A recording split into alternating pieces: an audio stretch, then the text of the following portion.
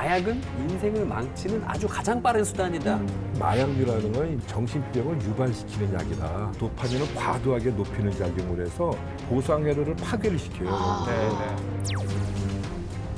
그러니까 히로뽕이 원래 피로회복제여서 대중에게 판매가 됐었다. 중독이 되고 나면 온몸에 벌레가 기어다니는 것 같은 환각. 무섭네요. 2년 동안 약물에 중독되면 외관상 한 20살 정도는 늙어 보인다고 해요. 일정량 이상을 복용하고 나면은 뇌 안에 회로 자체가 아예 손상을 입어서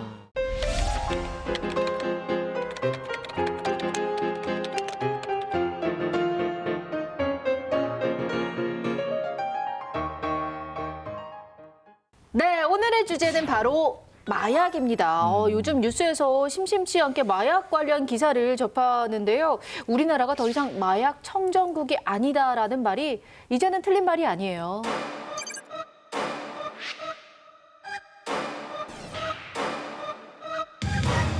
저도 최근에 본 충격적인 기사가 하나 생각이 얼른 나는데요. 이 경남 지역의 고등학생 등 10대 청소년 41명이 마약성 진통제인 펜타닐 패치를 처방받은 다음에 유통하거나 투약해서 검거된 사건이었습니다. 이 펜타닐 패치는 원래 디스크 환자나 암 환자가 이제 수술 후에 통증을 줄이는 용도로 사용이 되는데 처방전만 있으면 쉽게 구할 수 있어서 마약 대신 사용을 했던 거죠. 아니 근데 저는 이거 그때 기사 보고 좀 많이 놀랐는 게 얘네가 이걸 어떻게 알았어? 요즘에요. 인터넷이나 이런데 맞아요. 그러니까 굉장히 위험한 정보들이 많아요. 국내 마약 범죄의 트렌드를 GPS라고 부르기도 한대요. GPS?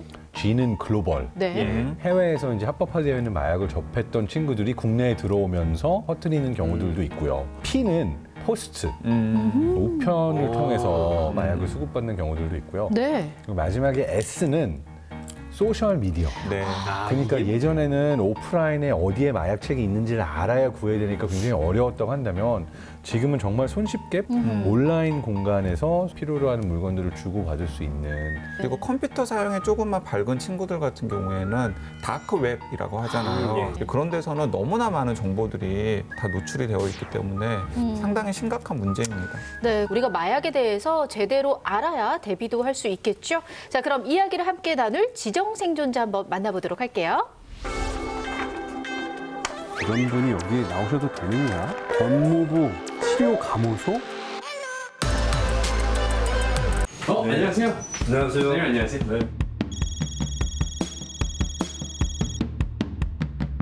예, 그럼 소장님 손소독부터 네. 한번 하겠습니다. 그리고 열 체크. 네. 예, 영상으로 나오십니다. 예, 소장님, 마약 중독자들 이제 많이 보셨을 텐데 마약을 하면 대체 어떤 느낌인가요? 사람들이 마약을 왜 할까요? 차원이 좀 다른 평상시 느껴보지 못한 느낌을 한번 경험하게 되거든요. 예. 그리고 그 경험을 한 것을 잊을 수가 없죠. 그렇죠. 우리가 고기 맛을 한번 알면 고기 맛을 잊지 못하듯이 네. 그 기분을 또 맛보기 위해서 네. 자꾸 반복하고 재발이 되는 특성이 있는 게 바로 중독이거든요. 예. 마약 왜 나쁜 거죠? 평생 기분을 좋게 만드는 것을 파괴시키고 있는데 그걸 모르죠. 마약하는 사람들은. 예. 그러니까 하면 할수록 뇌가 파괴되기 때문에 나중에는 뭐 일상생활에서도 재미를 못 느끼게 되고 소장님이 보셨던 마약 중독자들 중에 가장 충격적인 중독자는 어떻습니까? 정신병적 상태가 돼서 가족들을 살해한 경우가 많이 있어요. 예. 자기 6개월 된 딸을 살해하기도 하고 막 그런 경우가 가장 끔찍한 경우가 아닌가 생각을 해요. 소장님 일하시기 정말 힘드시겠습니다. 네. 호기심에 혹시나 이제 마약을 궁금해하시는 분들이 있을 수도 있거든요. 그런 분들을 위해서 따끔하게 한마디 부탁드리겠습니다. 건강한 가치관을 가지고 건강하게 사는 생활 양식이 얼마나 좋은지를 이번 기회에 마약과 비교해서 한번 알아볼 수가 있을 것 같습니다. 선생님 정말 오늘 큰 기대가 됩니다. 네. 예, 검증은 끝난 것 같고요. 같이 이제 벙커로 가시죠. 네.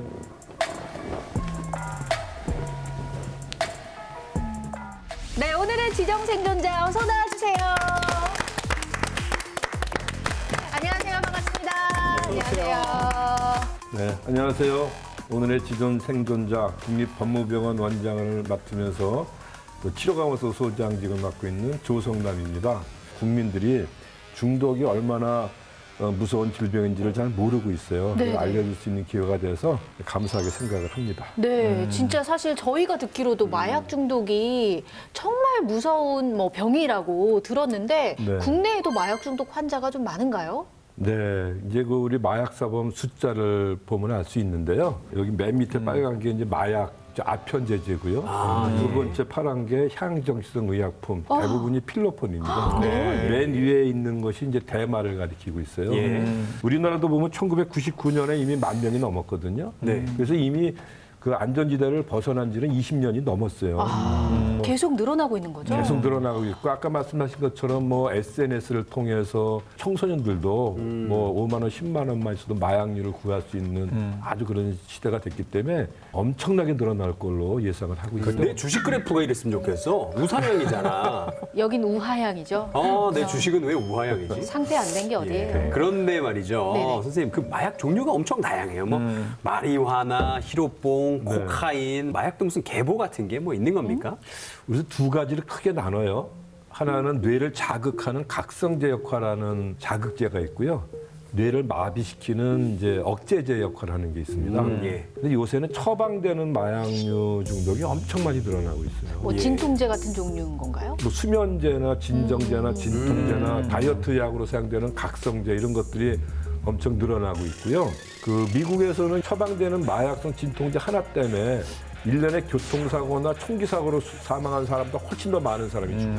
그래서 트럼프 대통령이 처방되는 마약류를 몰래 밀매매하는 사람들은 다 사형에 처해야 된다 이렇게 말할 정도로 위기감을 크게 느끼고 있죠. 정말 종류도 점점 더 다양해지고 또 접근성도 네. 더 쉬워지는 만큼 우리가 풀어가야 할 숙제도 많을 것 같습니다. 함께 키워드 토크로 계속해서 이야기 나눠보시죠.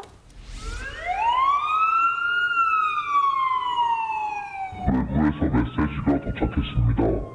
이번 키워드는 히틀러입니다. 네, 메시지가 도착했습니다. 첫 번째 키워드는 바로 히틀러였습니다.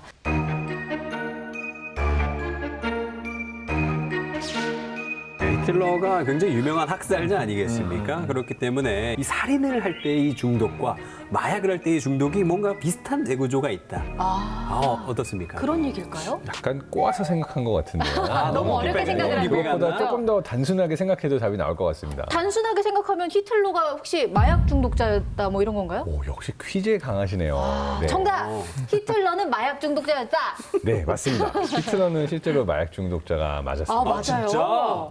대박. 아니, 히틀러는 뭐 나쁜 거 혼자 다 했네, 그냥. 그러게요. 그 영국의 한 방송사에서요, 2차 세계대전 때 미군의 비밀 문서를 통해서 히틀러의 숨겨진 약물 습관이라는 다큐멘터리 제작했어요.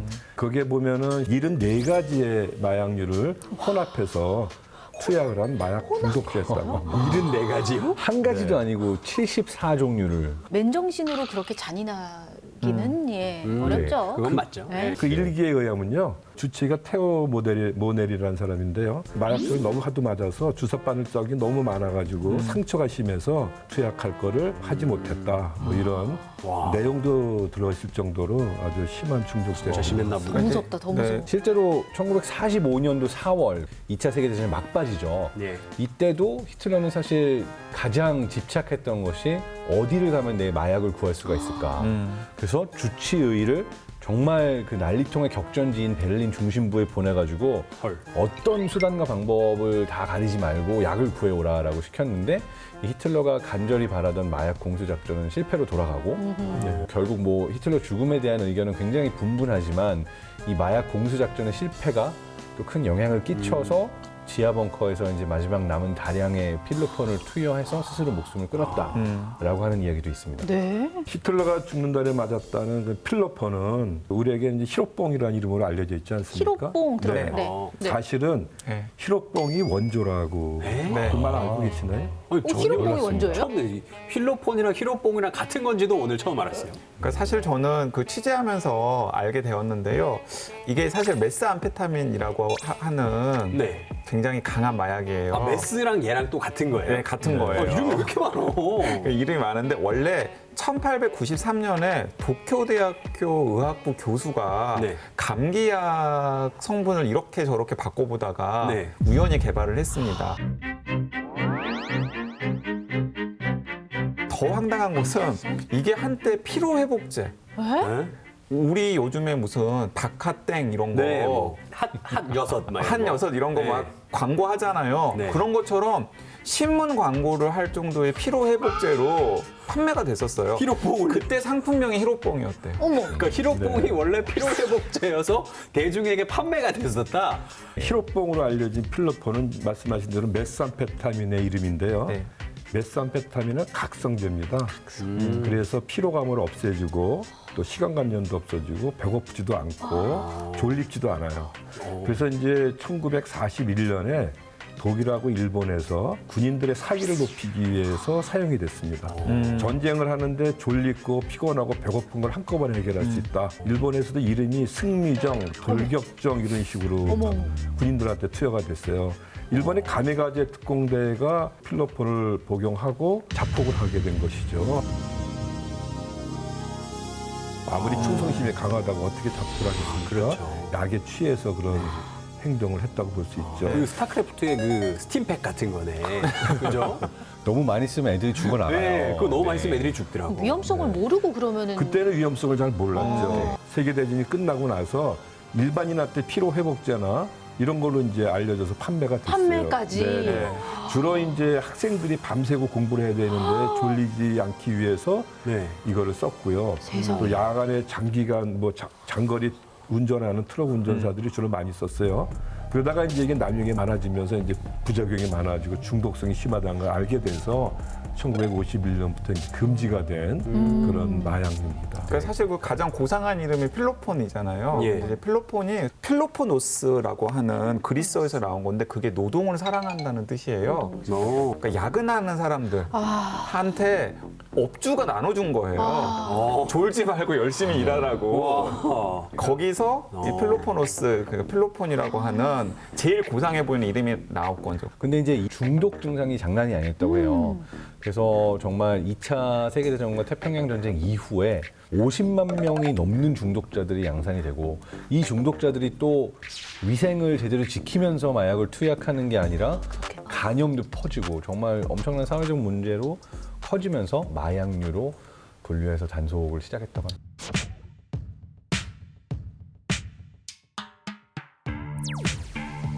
일본에 이제 필로폰이 제조하기 어려워지니까 우리나라로 다 넘어와서 우리나라에서 제조를 해서 그게 부산을 통해서 일본으로 다 밀수입이 됐어요. 그 영화 그 마약왕 네, 그죠? 그래서 부산 쪽에 필로폰 중독자들이 많았습니다. 근데 사실- 우리나라도 사실은 1980년대에 주로 일본으로 밀수되던 게 이제 막히니까 제조된 것들이 다 우리나라의 국민들한테 다 퍼지게 됐죠. 그래서 80년대부터 우리나라의 메산페타민 중독자가 급격히 늘기 시작했습니다. 이게 중독성이 그만큼 강하다는 건 어떤 네. 이유가 있을 거 아니에요.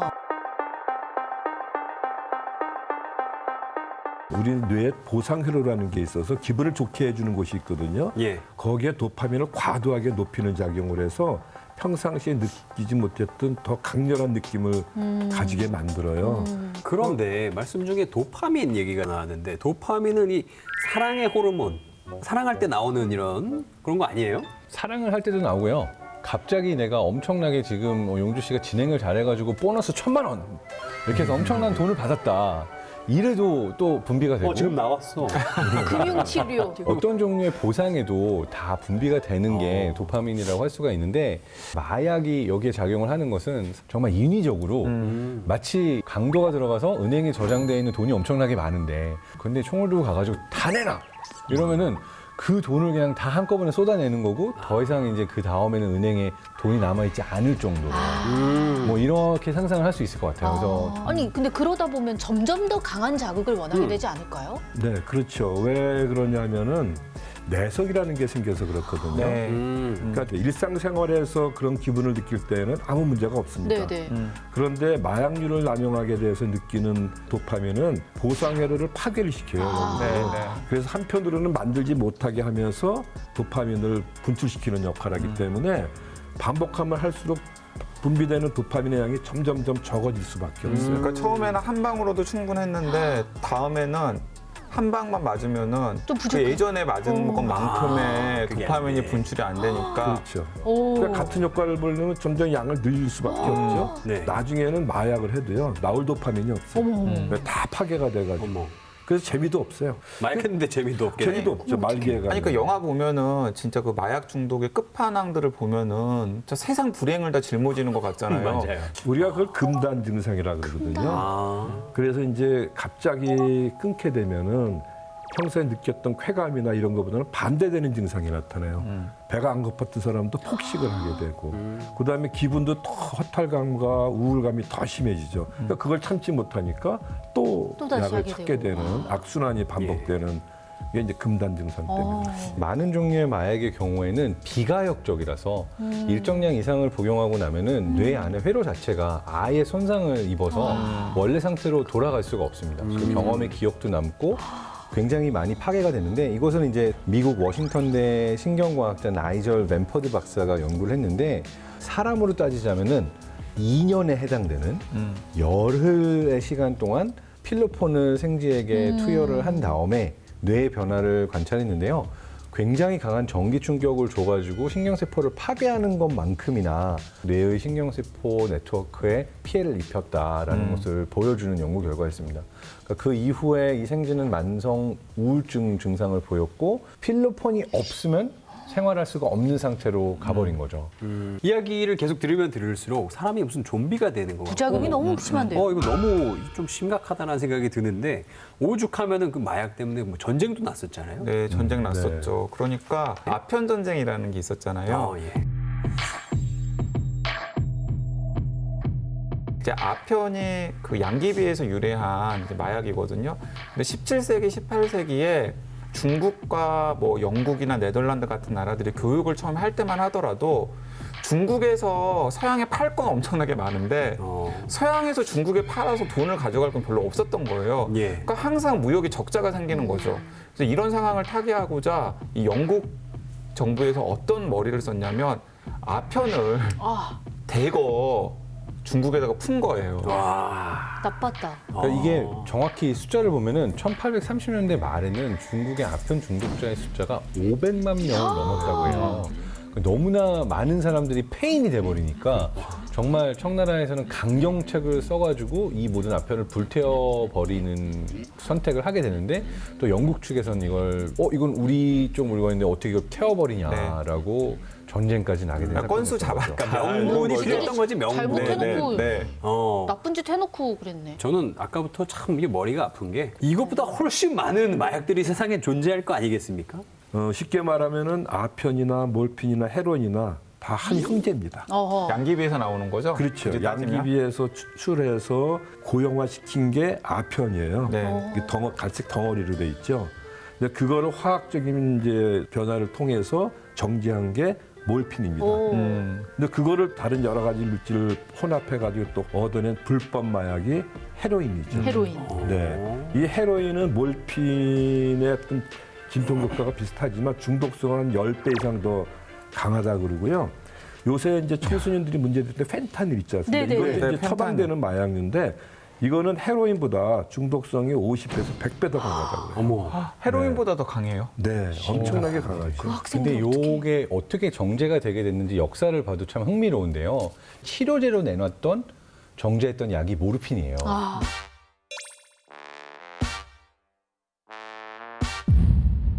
갑자기 모르핀 중독자들이 생긴 거예요. 그러니까 모르핀 중독자를 치료하기 위해서 더 센 마약을 만든 게 헤로인이에요. 히어로, 영웅. 그러니까 우리가 구해주겠다. 아, 진짜로? 라고 그래서 하는 히로인. 그 히어로에서 나온 게 헤로인인데, 어머. 참 아이러니한 게 지금 엄청나게 이 강한 중독성을 가지고 있는 마약들이 원래는 마약 치료를 위해서 나왔던 약들이었다라는 것도 흥미롭습니다. 와, 아편에 뭐 모르핀에 헤로인에 머리가 해롱해롱 하는데, 이래서 헤로인. 아니 사실 듣도 보도 못했던 마약 종류들이 자꾸 늘어나면서 마약 사범들 잡기도 그만큼 더 점점 어려워질 것 같아요. 작년에는 14세 마약 사범도 나왔다고 그래요. 잠깐만. 14세 마약범? 이 두 단어가 이렇게 조합이 될 수가 말이 있는 안 거예요. 돼요. 네. 외부에서 접선 신호가 도착했습니다. 네, 외부에서 접선 신호가 도착했습니다. 한번 받아보도록 할게요. 여보세요, 안녕하세요. 네, 안녕하세요. 반갑습니다. 저는 그 서울경찰청 마약범죄수사대에서 그 팀장으로 근무하고 있는 박남규 경감입니다. 경감님 반갑습니다. 예, 반갑습니다. 오늘은 저희가 또 형사님과 화상 통화를 연결을 해봤습니다. 궁금한 게 너무 많아요. 실제로 마약 사범들을 좀 많이 만나보셨을 것 같은데 어떤 분들이 좀 계신가요?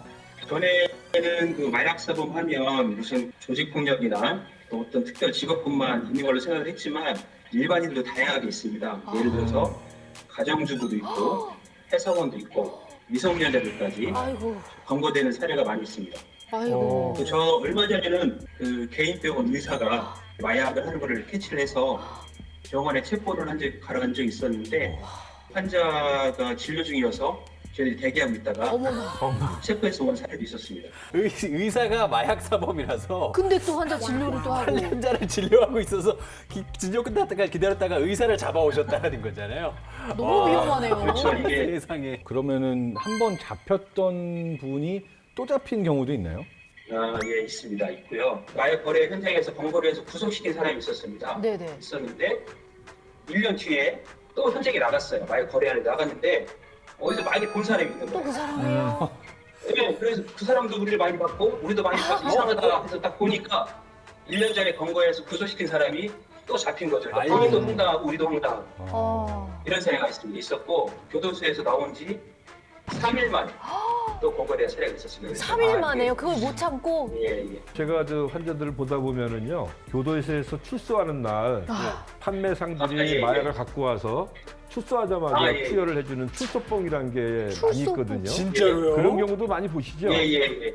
그 출소할 때 교도소 앞에서 그 필로폰이나 마약을 준비하고 있다가 그동안 몸이 깨끗해졌으니까 이제 그 효과가 좋을 거 아닙니까? 그다음에 나오는 날 이게 하는 것도 있습니다. 이게 뭐 그 예약을 해놓는 거예요? 뭐 어떻게 하는 거예요? 미쳤다. 그러니까. 나오자마자 바로 잡히시는 분들 같은 경우에는 그 감옥에서 한 1년 정도 쉬시다가 다시 중독자가 되시는 거네요. 사실 따져보면. 그렇죠, 그렇죠. 어떻게 보면 거의 주기적입니다. 이게 사회생활 반, 교도소에서 반.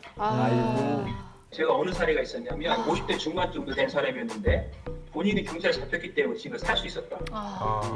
감옥에 가 있는 동안 마약을 안 하고 술도 안 하고 담배도 안 하고 하니까 본인이 만약에 건강하다 되지 않고 계속 마약을 했으면 아마 좀 죽었을 겁니다. 생각이 들어서. 그러니까요. 그 중독성이 그러니까요. 어마어마하다는 네네. 얘기죠. 그렇죠. 경감님 보신 분들 중에 지금 마약을 또 직접 만드시는 분들도 계신가요? 네, 있습니다. 우리나라는 이제 본인이 투약 목적으로 이제 소량의 마약을 제조하기도 합니다. 물론 대마 같은 경우에는 그 실내에다가 또 시설을 갖춰놓고 대마를 재배를 해서 판매하는 경우도 있습니다. 있긴 있는데 국내에서는 거의 검거가 다 되고 있습니다. 검거가 되고 있고 제가 한 가지 말씀드리고 싶은 것은 마약을 하면서 검거되지 않은 사람은 없습니다. 그래서 정보가 많아지는 거거든요. 네. 1번, 2번. 판매자가 있으면 투약자가 있고 투약자가 있으면 운반책이 있고 이렇게 다 연결돼 있습니다. 네네. 연결돼 있어서 한 명이 검거가 되면 저희도 수사를 통해서 또 연결된 조직을 또 검거를 하고 또 거미줄처럼 엉켜있기 때문에 절대 마약을 하면서 검거되지 않을 거라 이런 착각을 해서는 안 됩니다. 네. 무조건 잡힌다. 어허. 그 말씀드리겠습니다. 멋있습니다. 네. 든든하네요. 우리 무조건 경감님 잡힌다. 같은 분들이 계속해서 경감님 잘 네. 부탁드리겠습니다. 수고 많이 해주세요. 네, 감사합니다. 수고하십니다. 네, 고맙습니다.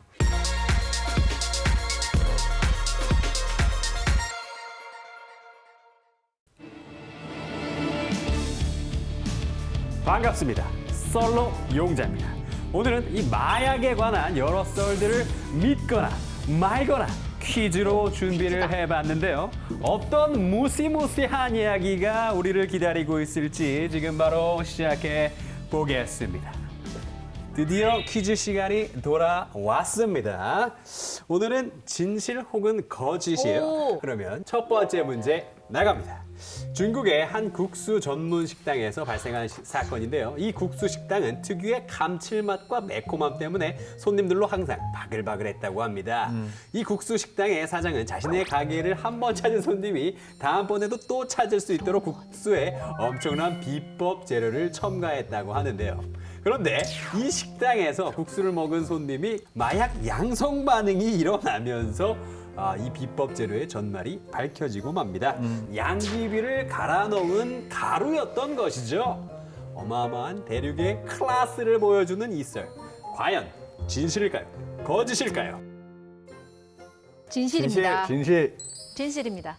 진실, 진실, 진실. 세 분 다 진실 해주셨습니다. 정답은 진실. 진실. 진실입니다. 역시.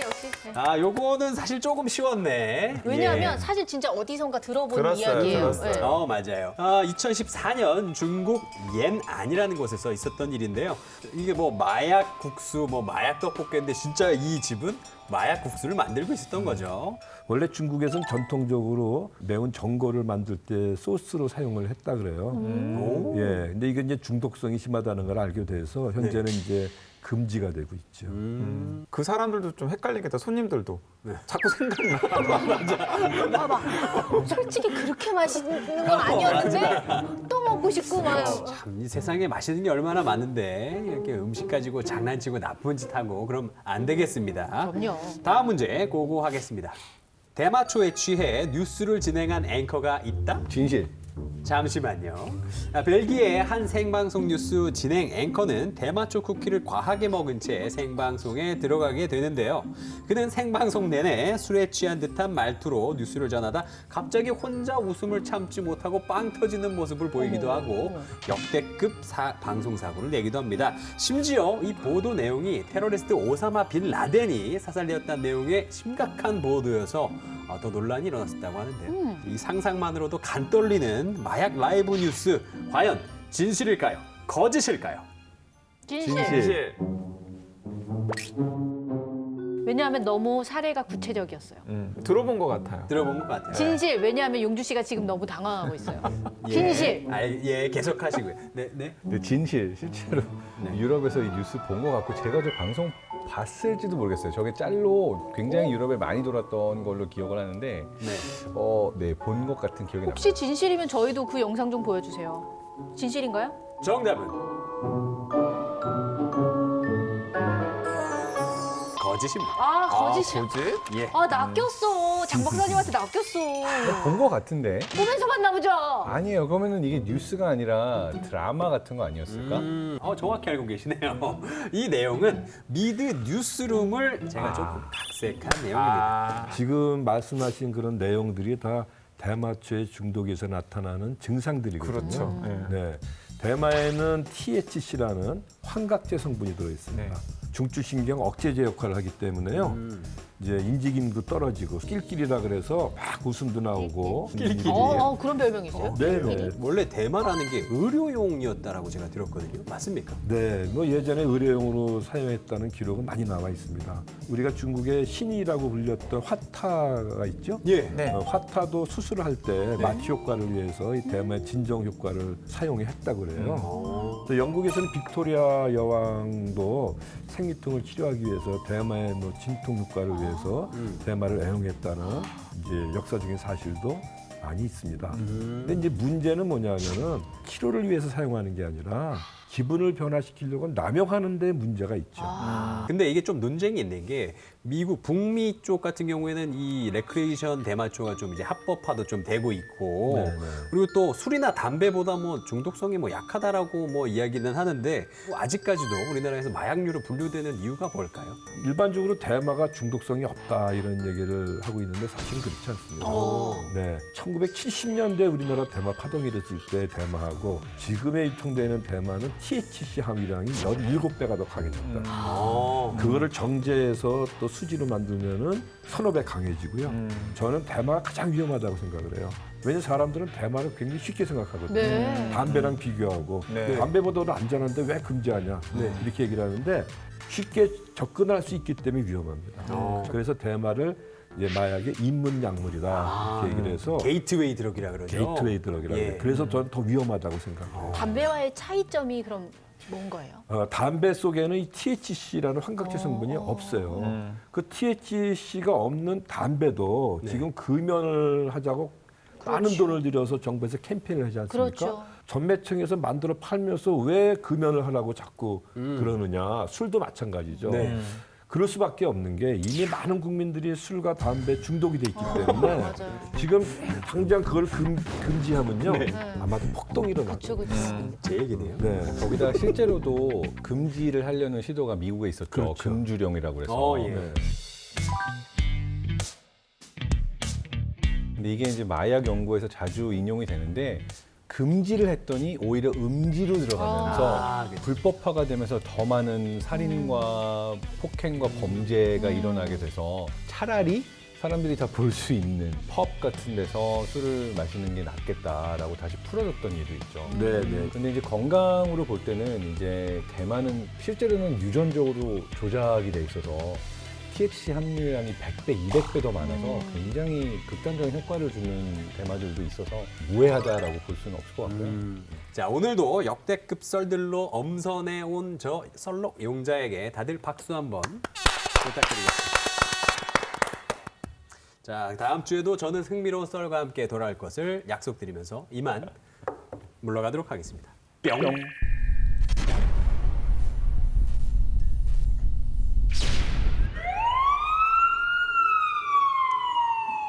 외부에서 메시지가 도착했습니다.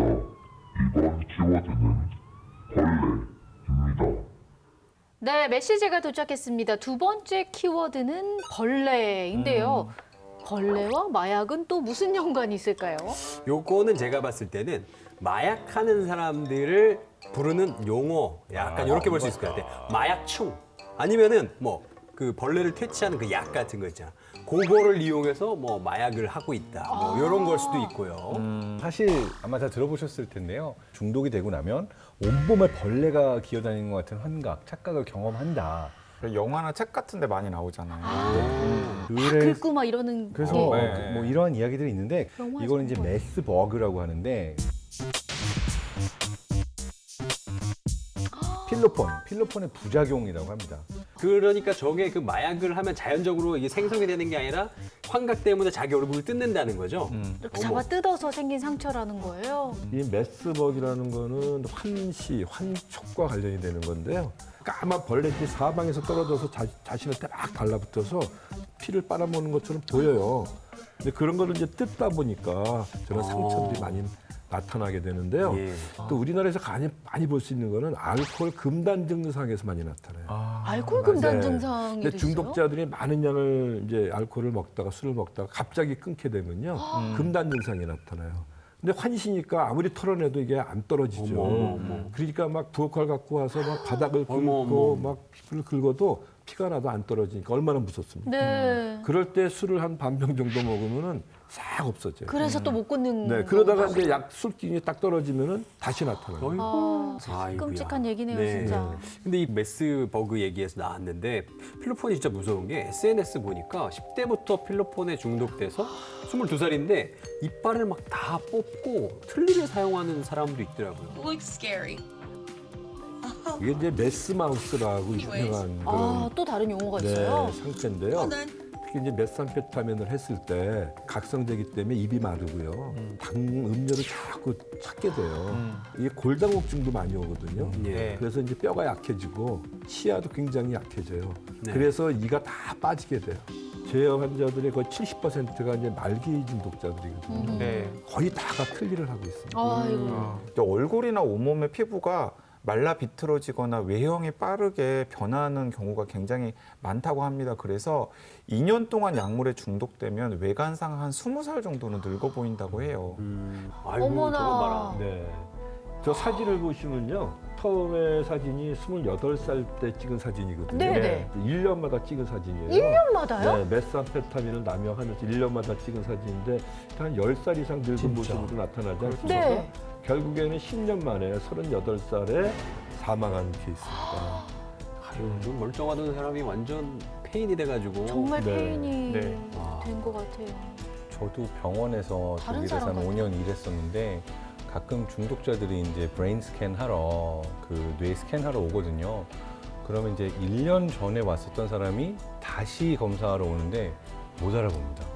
거의 할머니가 온 것처럼 정말 폭삭 상태가 안 좋아진 상태로 와서 깜짝 놀랐던 경우를 기억하고 있어요. 외국의 전혀 경우에는요. 다른 사람. 그러니까 무분별하게 하니까 저렇게 되죠. 우리나라는 그래도 저 정도까지 심하게 할 수는 없는 너무 상태. 심하네. 맞아. 우리나라는 좀 약간 쫓아다니면서 못하게 하는 네. 그런 부분이 있는데. 그래서 아까 우리 경감님도 말씀하셨지만 제 환자 중에도 뭐 30년, 40년씩 마약을 하는 사람 중에요. 네. 이빨이 그냥 남아있는 사람들이 있어요, 가끔. 그런 사람은 어떤 사람이냐면 전과가 많은 사람들. 네? 전과가 많은 사람. 아, 전과가 많은 사람. 네, 근데 많이- 교도소에 들락날락 하다 보니까 매번 건강해졌다가 네, 마약 사범들은 약간 도의적으로 한 3, 4년 그냥 완전히 좀 마약 중독에서 치유가 될 수 있도록 하는 방법은 없을까요? 검찰에서 치료받는 조건으로 기소 유예하는 경우, 초범들한테 하는 경우도 있고 중독성이 심하면 또 치료감호를 선고해서 국립법무병원에서 네. 치료도 하고 그렇습니다. 근데 이게 활용하지를 않아요, 잘.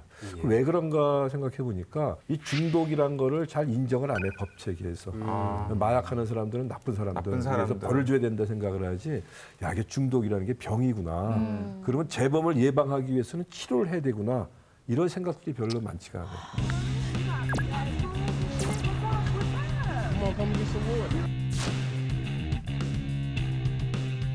제가 보는 환자들 보면 거의 30% 이상이 이런 정신병적 상태를 경험을 하게 됩니다. 처음에는 의심 같은 게 생겨요. 괜히 남들이 나를 험담하는 것 같고 안 좋은 얘기하는 것 같고. 네. 근데 약효가 떨어지면 또 괜찮아져요. 그러다가 또 약을 하면 또 와요. 근데 올 때마다 점점 심해져가지고 네. 이제 피해 망상도 생기고 상관없는 사람도 자기를 해칠 것 같고 또 세로토닌도 파괴되는 게 증명이 됐습니다.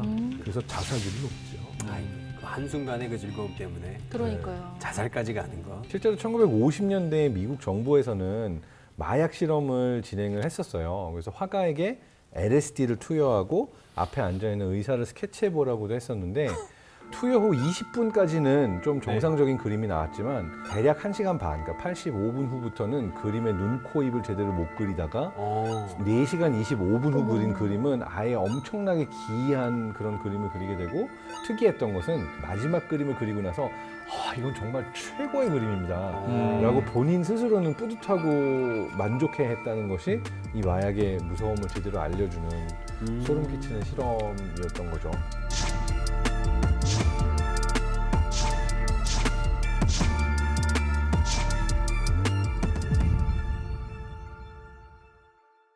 최근에 뭐 뇌에 전자칩까지 심는 뭐 치료법 이런 게 나왔다고요? 코카인에 반복적으로 노출된 중독된 실험쥐에게 특정 뇌 부위에 이제 자극을 주는 장치를 심은 거예요. 그리고 그 자극은 스마트폰으로 조정을 하고 이제 그랬더니 여러 가지 행동들을 이제 제어를 할 수 있게 된 거죠. 그래서 심한 중독자에게 만약에 이제 인간에게 적용이 된다면 중독 행동을 제어할 수 있지 않을까라고 하는 이제 접근을 해보는 거죠. 네. 이쯤 되면 이거 인간 로봇을 만드는 건데 그렇게까지 되면 안 될 것 같아요. 근데 그래도 자의적으로 이 중독이란 걸 치료할 수 없으니까 그런 방법까지 또 생각을 해낸 거고. 마약에 대한 그 접근을 조금 더 사회적인 측면으로 넓혀서 한 연구들도 있어요. 일단 쥐들에게 2개의 물통을 줬어요. 하나는 일반 물이고 다른 하나는 헤로인이나 코카인이 들어가 있는 마약물. 쥐들은 당연히 마약이 들어간 물에서 엄청난 쾌감을 얻으니까 중독이 될 수밖에 없었겠죠. 정말 죽을 때까지 조금이라도 더 마시려고 물통에 집착을 하게 되는데요.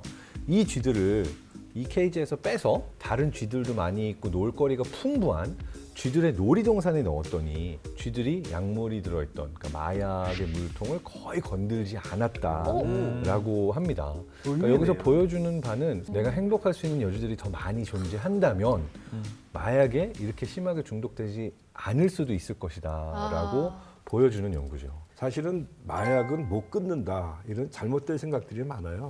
마약을 끊는 사람들이 굉장히 많습니다. 근본적으로는 가치관이 변화돼야 되는 거예요. 불규칙적인 생활을 하게 되고 또 몰래 하니까 거짓말도 하게 되고 또 무책임할 수밖에 없잖아요. 네네. 근데 대부분의 중독자들은 자기가 중독이라고 생각을 안 해요. 그래서 치료를 안 받습니다. 인정을 해야 되는 네, 거예요. 그래서 첫 번째 동기 강화 치료가 굉장히 중요해요. 약물로 얻은 게 얼마고 피해 본 게 얼마인가를 면밀하게 따져보게 해서 치료를 받으려고 매달릴 거 아니겠습니까? 그런 상태가 돼야 제대로 치료를 받을 수가 있어요. 네. 이제 단약 자조 모임 같은 게 있어요. 그래서 회복자들끼리 모여서 치료를 열심히 도와주는 그런 모임을 계속 다니면서 자기 자신을 관리하도록 이렇게 도와주고 있습니다. 그럼 실제로 이제 완치가 된 사례도 있습니까, 아, 선생님? 그럼요. 많이 있죠. 회복이 돼서 치료자로 나서는 사람들도 많이 있어요. 오. 그래서 이제 사회복지사 자격증을 따고 한국 마약특중동본부에서 전문가로 활동하는 회복자도 있고요. 오. 또 다르크라고 회복된 중독자랑 같이 생활하면서 자신의 회복 경험을 공유하면서 공동 생활하면서 도와주는 거죠. 네. 굉장히 바람직한 방법인 것 가장 같아요. 효과적일 것 같아요. 네. 경험자가 이야기해 주는 네, 게. 그래서 저는 피라미드식으로 넓혀가서 치료 효과가 굉장히 좋다고 치료의 생각합니다. 다단계. 네, 네. 좋은 좋다. 다단계네요, 진짜. 선한 다단계. 네. 사실 약간 부정적인 시각을 보시는 시민들도 있어요. 이 약물 중독자들에게 왜 아까운 내 세금을 쓰느냐, 이제 범죄자에게 왜 아까운 세금을 쓰느냐, 범죄자. 뭐 이런 식으로 생각하는 분들이 있는데 사실은 이제 공동체의 건강과 관련된 문제잖아요. 좀 아픈 사람들이 생겼을 때 그들을 치유해야 되는 건 당연히 해야 될 일이라는 차원에서 좀 접근을 해주셨으면 좋겠다라는 생각이 들고 소장님께서도 더욱더 네네. 애써주셨으면 좋겠습니다. 네, 사실 치료감호소라는 기관은요 국민의 안전을 위해서 만들어진 곳입니다. 네. 범죄의 원인이 있으니까 원인된 질환을 치료해야 재범을 예방할 수 있잖아요. 그래서 제가 볼 때는 일반 병원에서 치료하는 것보다 더 우수한 치료 효과를 나타내야 된다고 봅니다. 당연히 그래야 국민들이 그럴 것 안전해지기 같아요. 때문에. 네. 예. 자, 이렇게 우리 삶의 파멸을 부르는 마약, 모두 그 위험성에 대해서 다시 한번 생각해보는 계기가 됐으면 좋겠습니다. 자, 이제 생존 키트 열어보러 가볼게요. 자, 오늘의 생존 키트 어떤 아이템이 나올지 기대해 보면서 열어보도록 하겠습니다. 자, 웬 판넬이 하나 있습니다. 자, 혼자가 아닌 함께 마약 중독을 극복하고 이겨내는 힘입니다. 한국 마약 퇴치 운동본부의 이제 캐치프레이즈인데요. 아하. 예. 중독이 되고 싶어서 약물을 남용하는 사람은 한 사람도 없을 겁니다. 맞아요. 한 번에 호기심으로 시작을 했는데 자기도 모르게 자꾸 중독이 심해지면서 결국에는 사망에 이르기까지 심각한 결과를 나타내는 게 중독이라는 질병이거든요. 예. 빠른 시일 내에 빨리 치료를 받고 도움을 받으면 훨씬 좋은 치료 효과를 볼 수 있거든요. 네. 가족이나 본인한테 뭔가 중독이나 약물에 문제가 있다 생각이 되면 일단 여기로 연락을 하셔서 상담을 하시게 되면 거기에도 또 회복자들이 상담을 담당하고 있기 때문에 네. 너무 내용을 잘 알아요. 소장님 그런데 어떤 분들 같은 경우에는 약간 범법자가 될 우려 때문에 네. 이 전화를 선뜻 맞아요. 못할 수도 있을 것도 네, 같은데요. 사실은 참 오해가 있는데요. 우리나라는 2000년 7월에 마약류 관리에 관한 법률로 다 통합이 됐어요. 네. 의사의 보고 의무 조항이 삭제가 됐어요. 옛날에는 의사의 보고 의무 조항이 있어서 마약 환자가 저한테 치료받으러 오면 저는 그 사람의 인적 사항을 보건당국에 한 달 이내에 보고하지 않으면 의사가 처벌을 받게 돼 있어요. 오, 예. 그러니까 환자가 걸릴 확률이 높으니까 치료받으러 오질 않잖아요. 예, 무섭죠. 그래서 치료가 안 됐어요. 예. 그래서 이 조항을 아예 없애버렸습니다. 네. 그러니까 벌써 20여 년 전부터 비밀 보장하에 어느 병원에 가서 치료받더라도 고발되거나 신고되는 게 아니에요. 근데 일반 사람들이 좀 오해를 하고 있는 부분들을 이번 기회에 확실히 좀 알려야 될 것 같습니다. 그러니까 의사로서 정말 한 편이 돼주는 거네요. 혼자가 아닌 진짜. 함께. 네. 그렇죠. 예. 얼마든지 이겨낼 수 있습니다. 네. 아까 우리가 시작할 때 그 마약이 접근성이 쉬워져서 참 걱정이라고 했었는데 그래도 한 가지 다행인 거는 이 예방 상담소로의 또 접근성이 쉬워진 네. 건 정말 다행인 것 같습니다. 자, 오늘의 생존 키트 잘 확인해 봤습니다. 신박한 벙커 마무리할 시간입니다. 소장님 오늘 어떠셨습니까? 물론 이제 마약류 중독이란 게 또 치료가 필요한 질병이란 것도 알 수 있었고 또 이게 얼마나 위험한 질병인지를 알릴 수 있어서 대단히 감사하게 생각을 하고 있습니다. 저희가 네. 더 감사합니다. 네. 또 하나는 이제 우리 정부 당국에서도 이 치료를 받도록 도와줘서 재범을 예방하는데 도움을 많이 줬으면 하는 바람입니다. 네. 네. 예. 마약을 한 번도 안 한 사람은 많아도 한 번만 한 사람은 없다고 합니다. 마약은 범죄고 약물 중독은 질병입니다. 한 번만 손대는 것으로 인생을 파멸할 수 있다는 것 잊지 마세요. 네, 정말 마약 없는 세상이 간절합니다. 자, 시민들의 안전을 지키는 생존 탐구 프로젝트 신박한 벙커. 저희는 다음 시간에 다시 찾아뵙겠습니다. 고맙습니다.